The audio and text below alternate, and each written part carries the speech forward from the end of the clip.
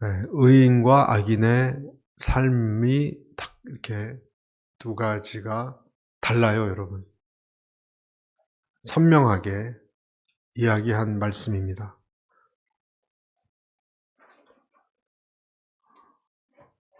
어려운 현실인데 악인과 의인이 섞여서 살아가는 우리 인생에 어떤 힘이 움직이고 있다. 사건들이 일어나고 있다. 그리고 어떤 방향으로 매듭이 져가고 있다. 이것을 느끼고 경험한 사람이 부른 시예요. 그러니까 그냥 보면 똑같은 것 같지만 하나님의 영으로 충만한 사람이 보니까 딱 갈린다는 거예요.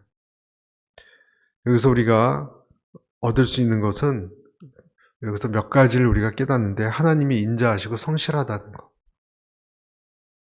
자, 첫 번째 우리 같이 읽어볼까요? 시작. 하나님은 인자하시고 동시에 성실하시다.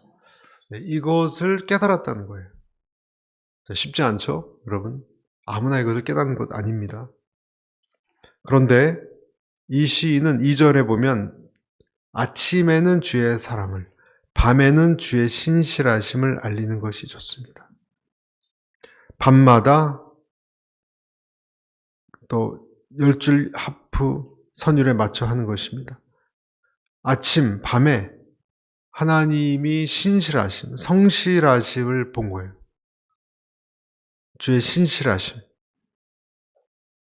그러니까 하나님이, 여러분, 하나님이 인자하시고 성실하다는 것, 이것을 믿는다면 이것 자체가 벌써 우리에게 근본적인 두려움을 잠재워 줍니다. 네, 믿습니까, 여러분? 네, 이게 무슨 말이냐? 믿을 수 없는 아버지 성격에 대해서 고통당한 자녀 이야기 알고 있죠? 아버지를 믿을 수 없는 자녀가 있었어요. 불안에 시달립니다. 언제 아버지가 집에 술 마시고 오는 날에는 폭군으로 변하는지 알 수 없기 때문에. 어느 날 일어났더니 그 전에 있었던 교회 성도가 자기 아버지에 대해서 얘기하는 거예요. 한밤중에 잠자는데 소리를 지르고 집에 들어와 봤더니 아버지가 집에 들어왔는데 엄마를 그냥 주먹으로 때리고, 그 정도가 아니에요. 그릇을 던질 뿐만 아니라 아빠 왜 그래? 그러면 아빠한테 막으려고 달려드는 자녀들한테도 손찌검을 하고, 어떤 경우는요 칼을 들고 와서 다 그냥 해야겠다, 그런 적도 있었대요. 근데 트라우마가 있었어요, 이 성도가. 오늘이 성도였는데 트라우마가 있었어요. 여러분, 이렇게 되면 자라는 아이들의 심리가 예측 불허의 아버지 때문에 다 망가지죠. 성인이 돼서도 자칫하면 권위자에 대한 어떤 알지 못하는 이 불편함, 두려움, 우울증, 이런 것으로 시달리게 합니다. 예측할 수 없는 아버지뿐만 아니라 예측할 수 없는 남편, 마찬가지죠.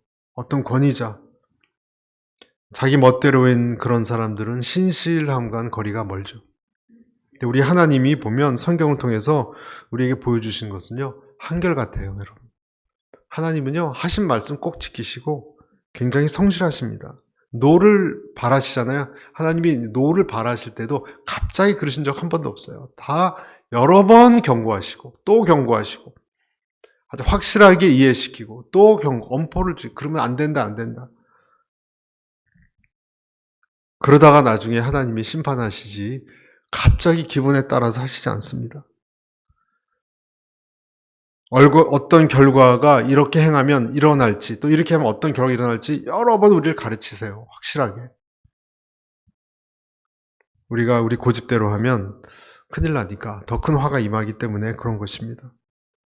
그래서 하나님은 때로는 내 앞길을 가로막기도 하시고 열기도 하시고 하나님의 원칙에 따라서 하시는 거예요. 그래서 하나님의 인자하심과 성실하심은 우리를 위한 거예요. 우리를 교훈할 때 그렇게 행하는 것이기 때문에. 근데 여러분, 이 하나님의 특히 인자하심, 그리고 인자하심이 성실하다는 것이 왜 중요하냐? 이것이 하나님의 마음 씀씀이거든요. 여러분, 얼마 전 강도 만난 자에 대한 주일 설교가 있었는데, 유대 종교자들 교훈한 거죠. 그냥 지나갈 때 그냥 돌아갔다, 뭐 제사장도 돌아가고. 근데 너도 그렇게 행하라. 여기서 더 중요한 것은 그런 사건이 아니에요, 사실은. 여러분, 이런 비유에 더 중요한 것은 강도 만난 사람들이 누워있고 쓰러져 있는데 아무도 돌보지 않고 있는데 챙기지 않고 있는데 이 사람을 바라보는 하나님의 따뜻한 마음이에요. 그렇죠, 여러분? 우리는 뭐 유대인들을 교훈하는 것에 집중하기 쉬운데 가만히 보면 하나님은 그런 강도 만난 사람이 쓰러져서 피해당해서 있는 그것을 거기에 대한 마음이 있으세요. 어떤 그 바라보시는 지긋한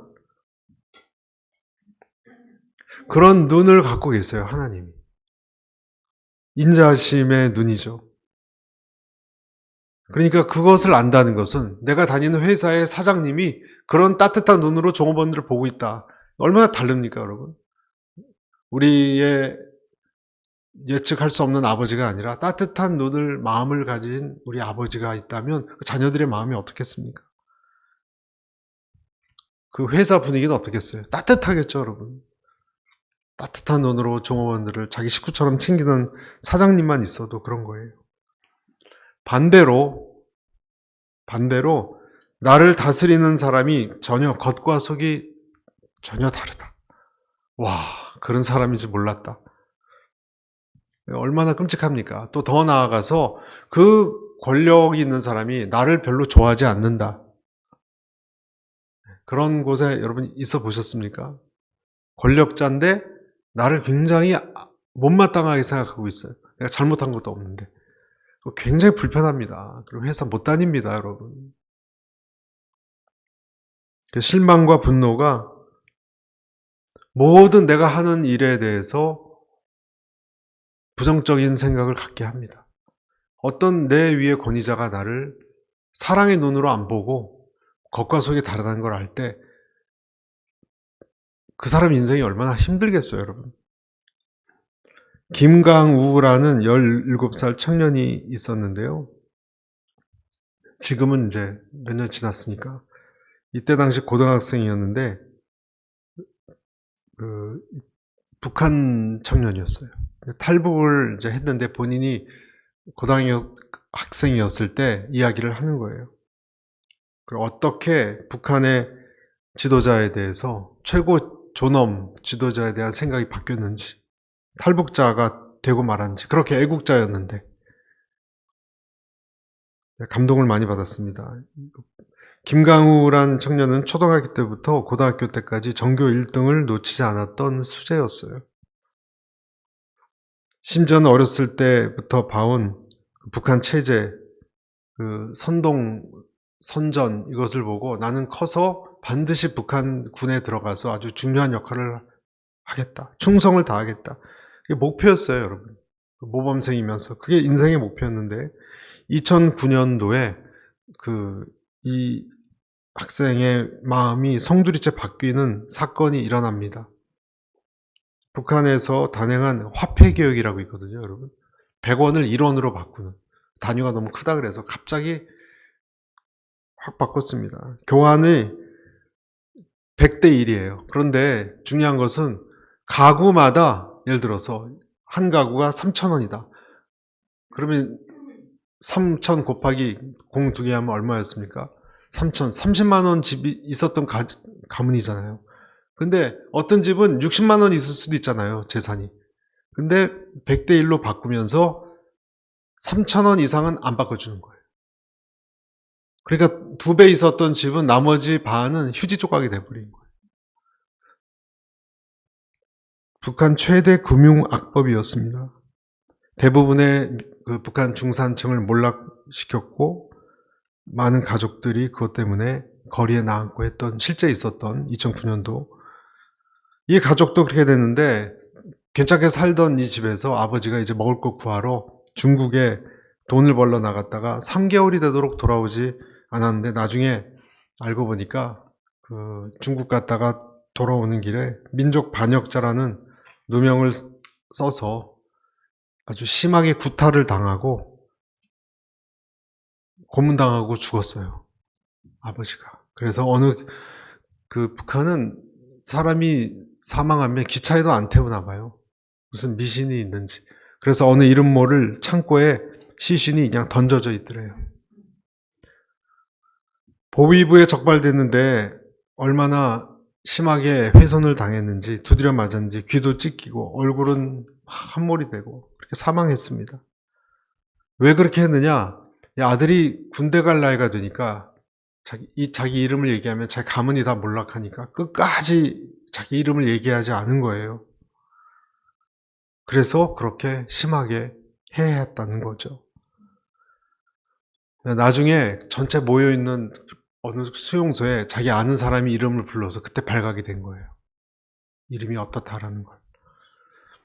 삼촌하고 이 청년이 이 소식을 듣고 수십 킬로 떨어진 그곳에 돈도 없으니까 철길을 따라서 며칠 걸어가서 그 창고에 던져져서 가마니에 덮여있는 아버지를 확인하고 또 이렇게 상처난 것 그런 거 보고 아버지가 맞다는 걸 깨닫고 정신을 잃었답니다. 너무 충격을 받아서 깨어서 산에 삼촌과 같이 아버지를 묻고 집에 돌아와서 꾹 참고 학교를 다니는데 선생님이 이런 말을 하시는 거예요. 우리에게 한 분 김정은 수령동지도 감사하지만 만약에 김정일, 김일성 수령동지까지 계속 살아계셨다면 얼마나 더 큰 영광이겠느냐. 우리나라가 더 훌륭하고 멋진 나라가 되겠느냐. 축복된 삶이 되었겠느냐 설명하는데 자기도 모르게 피식하고 웃음이 나왔어요.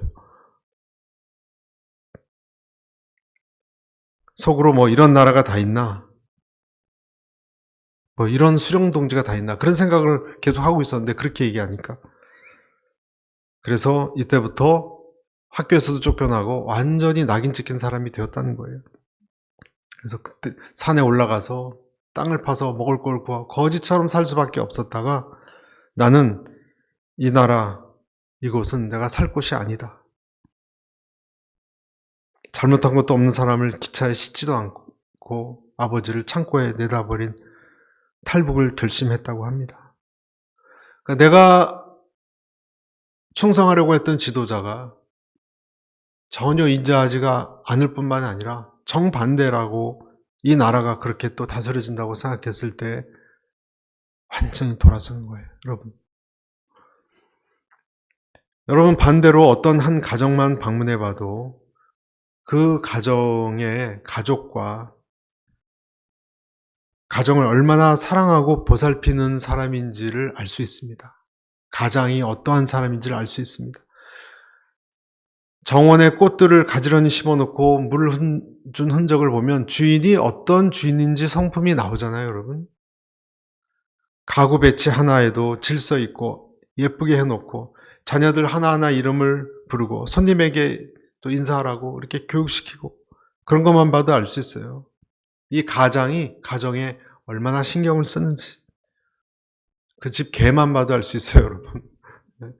털도 그냥 폭실폭실하고 관리하지 않은 개는 털도 빠지고 흉측하죠. 왜냐하면 모든 곳에 주인의 따뜻한 손길이 미치기 때문에 그렇습니다. 여러분 이 세상을 지으신 하나님 어떻습니까? 자연과 환경이 너무 아름답고 사람이 죄로 망가뜨려지만 않았다면 사람이 서로 정말 미사일을 쏘고 서로 죽이려고 하지 않았다면 여러분 이 세상은 하나님이 다스리는 아름다운 동산이 됐을 거예요. 다 환경도 파괴되고 재해가 일어나는 것은 죄 때문에 그런 것입니다. 예레미야 애가 3장 32절에 보면 그가 비록 근심하게 하시나 그의 풍부한 인자하심에 따라 긍휼히 여길 것임이라. 주께서 인생으로 고생하게 하시며 근심하게 하심은 본심이 아니시로다. 고생시키는 것도 하나님의 본심이 아니에요. 죄로 타락한 우리 그리고 인간관계, 이 세상 자연 타락했고 망가졌기 때문에 그러십니다. 그래서 첫 번째 우리는 하나님이 인자하시고 성실하다는 것. 만약에 어느 모임의 지도자가 통치자가 사장님이 어떤 사람이냐에 따라서 그거 분위기는 다르다는 거예요. 그래서 만약에 어떤 사람이 분노가 많고 사랑을 굉장히 서툴게 한다면 나를 다스렸던 내 가정 환경이 그런 지도자가 아니었을 경우가 많이 있습니다. 성실하심과 인자하심이 결핍되어 있기 때문에 그렇게 된 것이죠. 여러분, 그런 사람은 주님의 사랑으로 빨리 이것을 대체해야 됩니다. 그리고 회복돼야 됩니다. 두 번째, 오늘 이 시편에서 어떤 말씀이 있냐면 아침에는 2절에 주의 사랑을, 밤엔 주의 신실하심을 알리는 것이 좋습니다. 그리고 4절을 보십시오. 4절. 여호와여, 주께서 행하신 일들이 나를 기쁘게 하니 그 일들 덕분에 내가 기뻐할 것입니다. 5절에 같이 읽어볼까요? 시작. 오 여호와여, 주께서 하시는 일이 얼마나 위대한지요, 주의 생각이 얼마나 깊은지요. 두 번째, 우리가 하나님에 대해서 시편을 통해서 아는 것은 여호와는 생각이 깊고 깊을 뿐만 아니라 일을 실행하세요. 주님은 일을 실행하세요. 원래 뛰어난 전략가는 그것이 사업이 됐건 전쟁이 됐건 깊이 파악하고 전세를 내다보는 그런 안목이 있어야 돼요. 앞을 내다볼 줄 알아야 돼요. 마구잡이가 아니라. 충동으로만 저지른다면 인명피해만 나고 엄청난 사고를 칠 것입니다. 그러니까 생각이 깊다는 것은요, 앞을 예측하고 몇 수를 내다본다는 뜻하고도 연결되는데, 그래서 그 사람이 하는 한마디 한마디가 사실은 굉장히 의미가 있어요. 생각 깊은 사람이 하는 한마디 한마디는 의미가 있어요. 노아에게 산꼭대기에 배를 지으라 그랬잖아요. 벌써 앞을 내다본 거예요. 120년 후를 내다보고 물이 다 찼을 때 어떻게 될 걸 아니까 그렇게 된 것이지, 그걸 모르는 노아만 사실은 답답했던 거죠. 그런데 시간이 지나면 어떻게 됐습니까? 정말 내다본 속이 깊은 하나님의 정말 앞을 다 예측한 그런 해안이었죠. 지혜로운 판단이었죠. 신약에도 보면 가라지와 알곡 비유가 나오는데, 우리가 생각하기에는 알곡 사이에는 가라지를 빨리 뽑았으면 좋겠지만 알곡이 정말 알곡되기 위해서는 가라지가 필요했다라고 보신 거예요. 우리 생각하고 너무 다르죠. 여러분, 하나님의 생각은 깊고 우리 생각보다. 그래서 내가 때로는 불평스럽게 생각하는 어떤 생각이 있더라도 하나님 보시기에는 그것이 필요하니까 그대로 두었을 수도 있습니다. 아까도 말씀드린 것처럼 이 김강우 청년은 아버지가 이렇게 돌아가셨고 아버지 때문에 가세가 기울고 본인이 이렇게 하고 싶었던 공부도 인생도 가로막혀서 깝깝한 시절 보냈지만 그것 때문에 탈북할 수 있었어요. 그리고 이 청년이 놀라운 것은 탈북한 다음에 얼마 시간 지나고 머리도 이렇게 막 물들이고 그랬거든요. 나중에 자유세계가 좋아서. 근데 어머니가 안 나오셨다고 또 입북을 했어요. 목숨 걸고 어머니 모시고 나오려고. 야, 참. 나중에 한번 보세요. 김강우. 정말 하나님이 어느 그 기도회에 나와서 간증을 하는 거예요. 그러니까 하나님을 이제 만났어요, 이 청년이. 안 그랬으면, 그 사건이 없었으면 아버지는 참 죄송한 일이 됐지만 이들이 못 나왔을 것입니다. 나중에 군대에 충성을 다 바치고 나서 나이 들어서 나중에 후회하면 뭐합니까, 여러분? 생각이 깊으신 하나님이 생각만 깊은 것이 아니라 여러분 일을 실행한다는 것, 이것도 우리가 생각을 한 번 더 해야 됩니다. 실행을 한다면 그것이 우리를 떨리게 만들어요. 자로 잰 듯이 하나님은 정확하십니다. 여러 차례 우리를 향해서 예언하시고 예언자를 통해서 예언을 하시고 그것을 성취시키세요. 여러분, 구약에서만 2100개, 2112개 정도의 예언이 있어요. 신약에서 메시아에 대한 예언도 312개가 있어요. 그런데 300개 넘게 다 성취가 됐어요. 원래 예언한 거가 한 사람이 8개만 성취해도 그 수학적으로 불가능한 기적이라고 하는데, 여러분 어떻게 전혀 모르는 앞에 몇백 년 후를 이렇게 내다보고 할 수가 있겠습니까? 하나님은 미리 아시기 때문에 예언자를 통해서 예언하시고 그래서 기독교가 놀라운 거예요. 그리고 하나하나 정확하게 성취를 하세요. 하나님의 하시는 방식입니다. 그리고 그 방식도 사람이 깨닫는 수준도 아니에요. 인간의 모습으로 아들을 보내셔서. 왜 그랬을까? 강한 군대가 아니라, 왕이 아니라 연약한 인간의 모습으로 3년 딱 공생에 하셨어요. 그것도 참 우리로서는 잘 이해가 안 갑니다. 그것도 그냥 섬김으로 그 지역 전 세계 돌아다니신 것도 아니고, 그렇게 어떻게 하나님이 사람을 구원하실 계획을 세우고 실행을 하셨을까? 생각이 짧고 연약한 것이 아니라 사실은 여러분 그 약해 보이는 방법이 우리 예수님이 하신 가장 강력한 방법이라는 것이 나중에 밝혀지고 있는 것입니다. 여러분, 하나님께서 사람들의 마음을 두드리는 방식은요, 멋지게 막 호령을 하면서 불러내는 것이 아니라 겸손과 사랑의 방식이었습니다. 여러분, 하나님께서 만약에 이 겸손과 사랑의 방식이 아니었으면 저와 여러분도 불러내지 못했을지 몰라요. 아마 여러분은 주님께 굴복하지 않았을지 몰라요. 이 하나님의 방법이 탁월한 방법이기 때문에 우리가 여기 있는 것이죠. 여러분, 우리도 예수님을 사람들에게 전하거나 설득시킬 때도 이 세상적인 방법, 말을 잘하고 멋있고 내가 좀 성공하고 그런 방법으로 그들이 설득당할 거라고 생각하지만 성경은 뭐라고 얘기합니까? 전혀 그렇지 않아요, 여러분. 여러분, 멋지게 얘기해서 여러분이 예수님 믿었습니까? 세 보이는 방법이 아닙니다. 우리는 하나님이 가르쳐 주신 어떻게 보면 어리석어 보이는 방법으로 사람들에게 다가가야 되는 것입니다. 고린도전서에 나와 있죠. 1장 18절 이렇게 돼 있죠. 십자가의 도가 멸망하는 자들에게는 미련한 것이요 구원을 받는 우리에게는 하나님의 능력이라. 하나님의 깊은 생각이에요, 여러분. 또 있습니다. 고린도전서 1장 25절 하나님의 어리석음이 사람보다 지혜롭고 하나님의 약하심이 사람보다 강하니라. 하나님의 방법은 우리의 생각과 다릅니다. 27절에 또 있습니다. 한 번 더. 그러나 하나님께서 세상의 미련한 것들을 택하사 지혜 있는 자들을 부끄럽게 하려 하시고 세상의 약한 것들을 택하사 강한 것들을 부끄럽게 하려 하시며. 하나님은 생각이 깊고 하나님의 방식으로 일을 진행하신다는 거예요. 예를 들어 드립니다. 이응찬이라는 야심만만하고 똘똘한 청년이 있었습니다. 일찍 세계에 눈이 열려서 그때 당시 그러기 힘들었는데 중국 고려문을 드나들면서 비즈니스를 했어요. 상인이었는데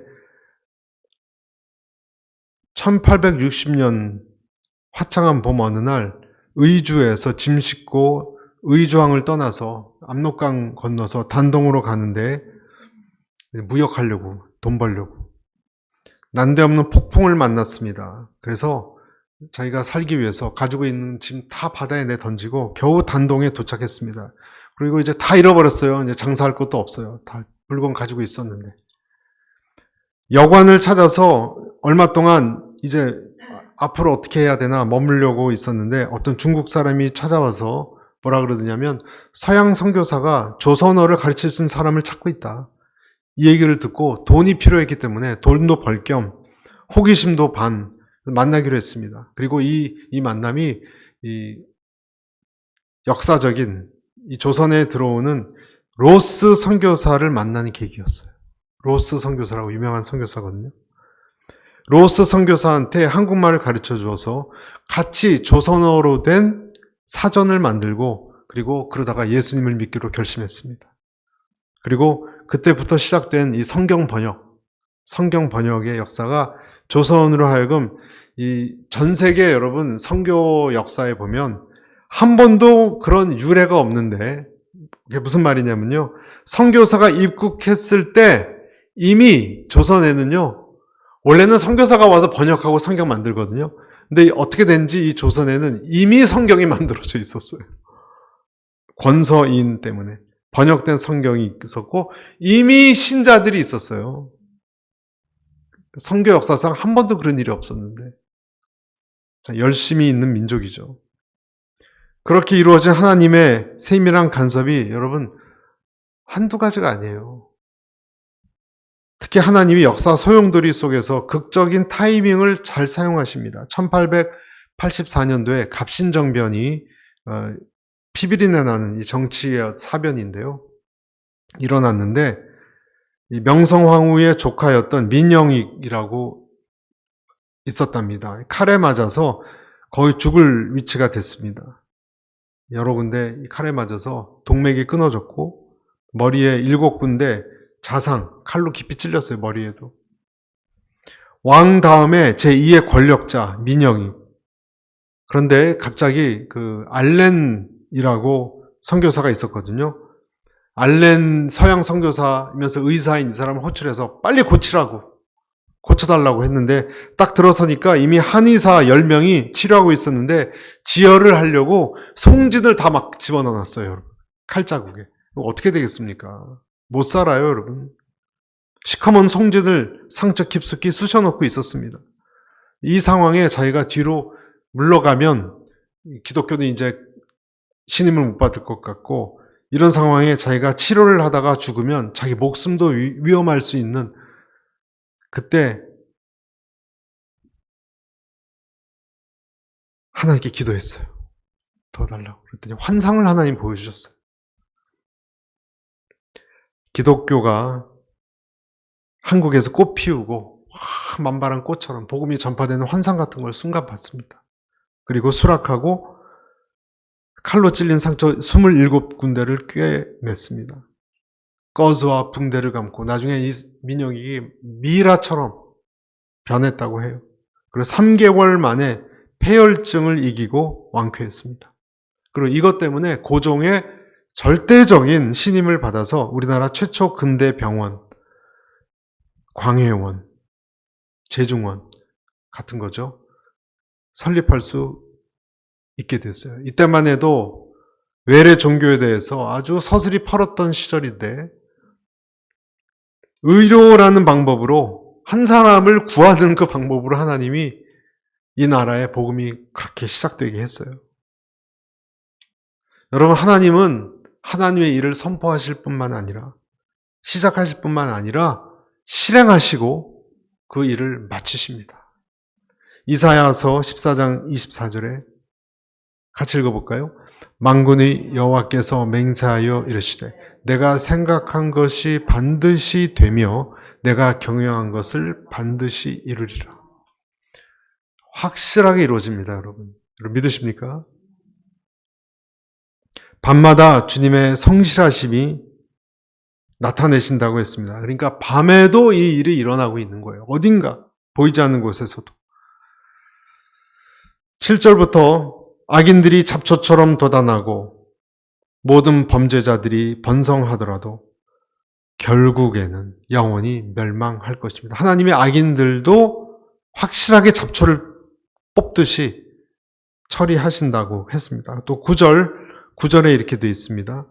하나님이 어떻게 하신지 보세요. 오 여호와여 참으로 주의 적들이 멸망할 것입니다. 악을 행하는 모든 사람들이 흩어질 것입니다. 11절 적들이 내가 바라던 대로 된 것을 내 눈이 볼 것이고 내게 들고 일어났던 악인들이 내가 바라던 대로 된 것을 내 귀가 들을 것입니다. 그렇지만 의인들은 어떻게 됐습니까? 마지막 절 12절 의인들은 종려나무처럼 번성하고 레바논이 백향목처럼 자랄 것입니다. 그리고 13절 같이 읽어보겠습니다. 여호와의 집에 심긴 사람들이니 우리 하나님의 뜰에서 번성할 것입니다. 여러분, 소설책을 쓰는 작가는 소설이 어떤 식으로 끝나는지 본인만 알고 있고요. 그렇지만 진행 중에는 이 줄거리가 옆으로 이렇게 꼬이다가 다시 돌아오다가 막 요동을 칩니다. 그 결과를 알 수가 없어요. 끊길 듯 하다가 일어서고. 하지만 그 방향과 끝을 알고서 이 추진하는 분이 누구예요? 작가예요, 작가. 어떻게 이렇게 하죠? 의지가 있어서 그래요. 의지. 모든 스토리는요, 의지가 있어서 그걸 밀고 나갑니다. 영화 제작자도 마찬가지고. 하나님의 뭐예요? 열심이에요. 하나님의 의지가, 거룩한 의지가 올라갔다 내려갔다 하겠지만 결국 의인은 의인의 열매를 맺고 악인은 악인의 열매를 맺고, 소의 뿔에 힘을 주듯이 아까 나오죠? 의인에게는 추진력, 열심, 힘, 그 힘을 주신다는 거예요. 소의 뿔과 같은 힘. 여러분 어디서 나오는 것이겠습니까? 하나님을 의지하는 자는 그 하나님의 의지, 열심을 받고 그도 그렇게 힘을 낸다는 것입니다. 이 구약 성경에 마지막 제가 이 구절 읽어드릴 텐데, 그 히스기야 왕이 벌벌 떨 때 아수르가 쳐들어와서 이제 정말 다 죽게 생겼어요. 여러분 정말 무서웠어요. 이제 끝났다고 생각했을 때 열왕기하 19장 31절에 이런 말씀이 있어요. 남은 자는 예루살렘에서부터 나올 것이요 피하는 자는 시온산에서부터 나오리니 여호와의 열심히 이 일을 이루리라 하셨나이다 하니라. 하나님께서 이 일을 반드시 성취할 것이다. 어떤 일? 이 일은 하나님께서 낳기 때문에 그 군대를 물리치고 예루살렘을 구할 것이다. 그리고 이 일을 내가 반드시 이룰 것이다. 하나님의 의지가 있어요, 여러분. 하나님의 의지, 성경은요, 하나님의 의지가 담긴 책이에요. 그래서 우리가 성경을 읽을 때 힘을 얻는 이유는 뭐예요? 우리가 어떤 사람 편지를 보면, 연애 편지건 누군가의 편지를 보면 그 사람이 나를 사랑하면 따뜻한 사랑이 전해지잖아요, 여러분. 어떤 카드를 읽더라도 진심으로 쓴 것은요, 마음이 와닿아요. 연애 편지도 진심으로 쓰면 문법과 상관없이 틀리더라도 진심이 와서 사랑을 느끼는 거예요. 성경은 하나님의 의지가 강력히 서려 있는 책이에요. 그래서 성경을 읽으면 왜 힘이 나느냐? 하나님의 의지를 만나니까 진짜 일이 이루어질 것 같거든요. 하나님 뭔가 일을 행하실 것 같거든요. 열심히 있는 거예요. 그래서 들소의 뿔처럼 의로운 의인들을 높이고 인도해 가시고 기름을 부으실 것입니다. 그리고 결국은 의인들에게 아름다운 진액을 통한 열매가 맺혀질 것입니다. 아멘. 오늘 세 가지를 봤습니다. 하나님은 인자하시고 그분 따뜻한 성품이세요. 그리고 성실하세요. 그리고 하나님은 모든 것을 아시고 그리고 생각이 깊으시다는 거예요. 그리고 시작하신 일을 반드시 끝내십니다.